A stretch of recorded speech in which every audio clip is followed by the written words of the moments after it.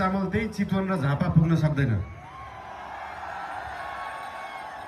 यहाँको उत्पादनलाई कम्तीमा पनि देशभरि पुर्याउने पार्टी बन्न चाहन्छ राष्ट्रिय स्वतन्त्र पार्टी।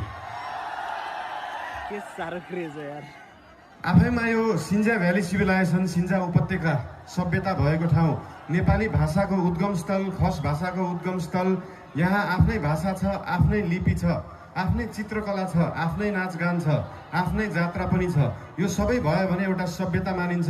त्यो सभ्यता जोगाउने पार्टी बन्न चाहन्छ राष्ट्रिय स्वतन्त्र पार्टी।